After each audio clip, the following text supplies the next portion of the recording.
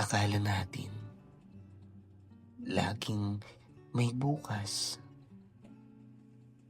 Akala natin may oras pa para bumawi, para magmahal, o para magpakita ng lambing. Pero hindi na pala. May mga taong dumarating at umaalis sa oras na hindi natin inaasahan.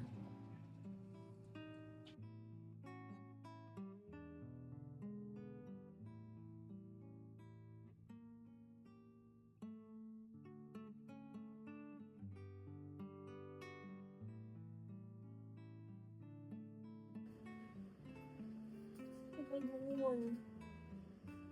Wait na ako eh.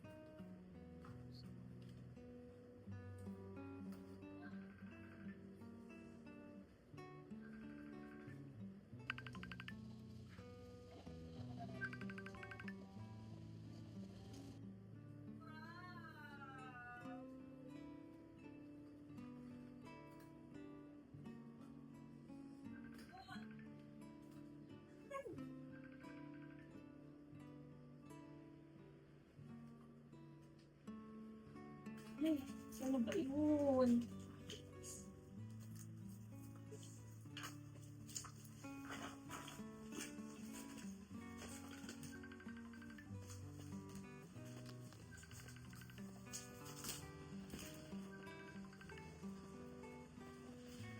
Lolo, mamaya na please. Malilito po ako sa work.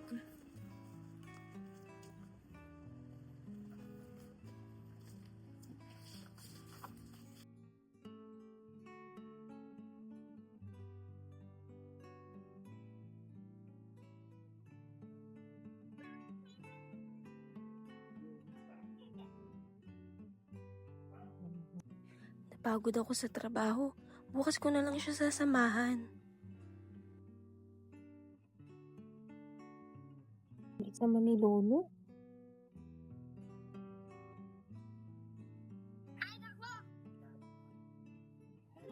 Mental ko mga report. Nagtakpo kami ni Ken. Why is everybody so serious?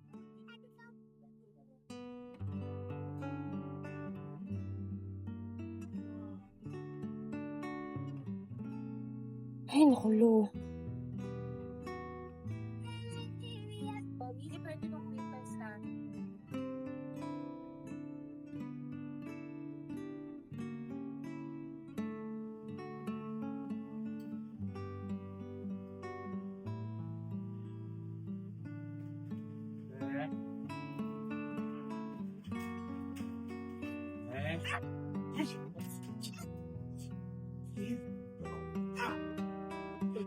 Maris. Ako ka nilolot din.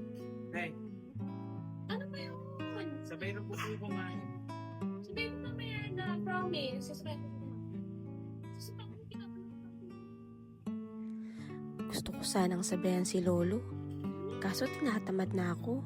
Ang ganda na nitong pinapanood ko eh. Alam, mamaya na rin, sabi ni Ate Maris eh. Ano ba ginagawa ni Maris? Nanonood siya ng K-drama eh. Kinikilig-kilig pa nga eh. Gusto mo, Lo? Tayo na lang kumain.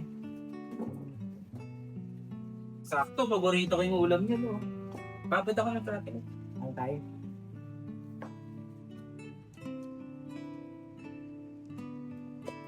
Lo, tara na, kain tayo, Lo. Ka na malungkot, Lo. Sabi niya naman, ano eh, sabayan ka niya mamaya kumain. Nag-promise pa nga siya, eh. Tara na, kain tayo, Lo.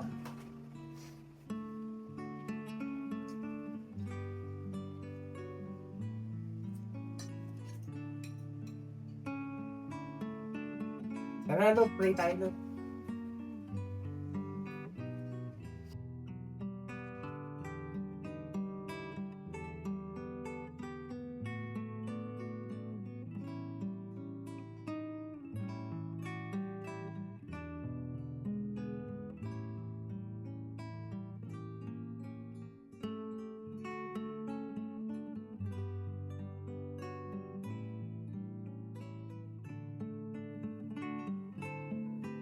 Ang cute naman.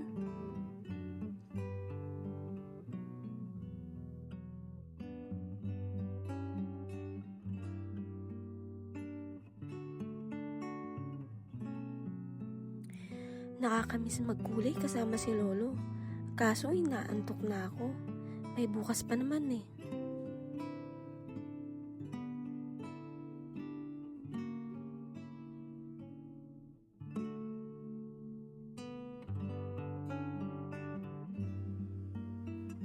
Oh. No, gising ka pa po? No. No. Gising ka pa, no? No. No, huwag ka magbibigay ng ganyan, no? No. No, sandali lang, no. Hindi pa ako ready, no. No, gumising ka, no. No na naman eh. No. No, sorry. No, mahal na mahal kita, no. No, sorry. No, sorry talaga. Hindi ko magpupuli pa tayo. Paano na ako na lang mag-isa? No. Mahal na mahal kita, no. No, no. No!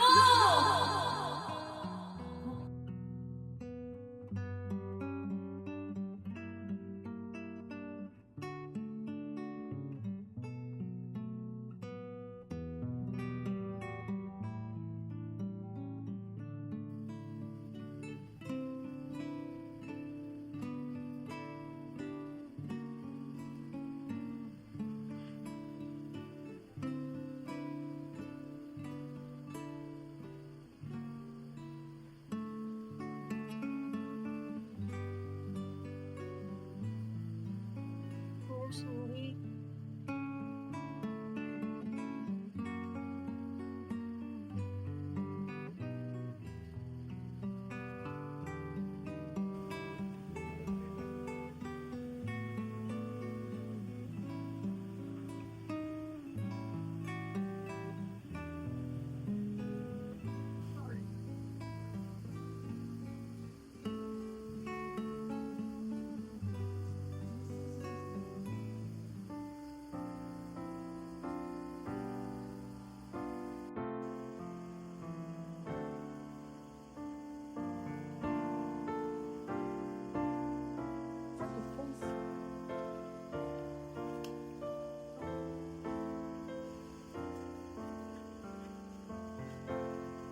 Para sa pinakamamahal kong apo, si Maris.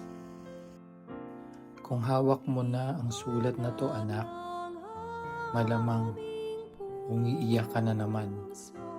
Pero sana, maalala mo yung araw na unang nagkulay tayo, ang gulo-gulo ng pagkukulay mo. Pero Diyos ko, anak, ang saya ko noon kasi nakita ko kung gaano kakakulay kahit sa batang puso. Ano po tayo ito? Dinosaur.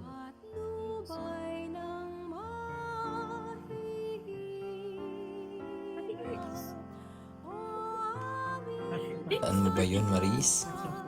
Ako ang tumutugtog, ikaw ang umaawit. Hindi man pinakamagandang boses, pero para sa akin, pinakamagandang musika ang tinig mo.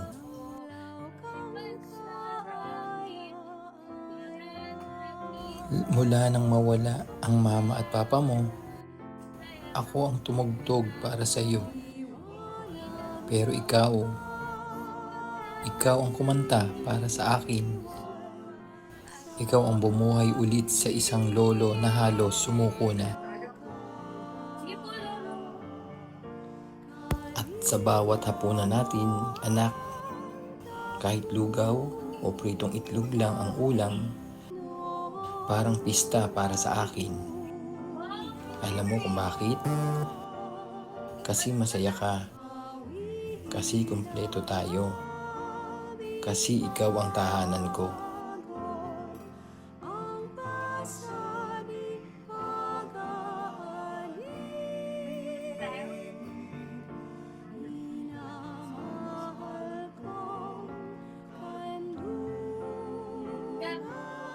Maris, iniwan ko sa iyo ang lumang kakulayan natin. Hindi dahil gusto kong malungkot ka pag nakita mo, kundi dahil gusto kong maalala mong kaya mong magdagdag ng kulay. Kahit pakiramdam mo wala nang natira.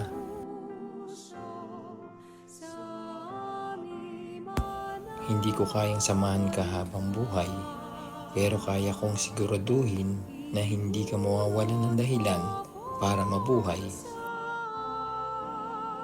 Kung malulungkot ka, buksan mo yung kakulayan natin.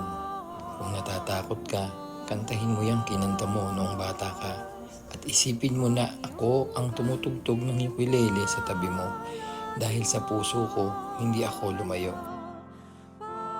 Maris, anak, ligaya kita simula nung araw na dumating ka sa buhay ko hanggang sa huling sandali ko.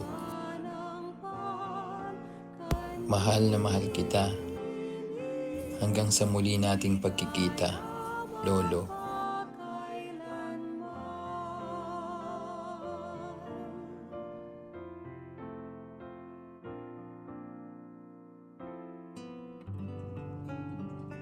Walang nakakaalam sa oras. Walang nakakaalam kung kailan kukunin ang isa at maiiwan ang isa.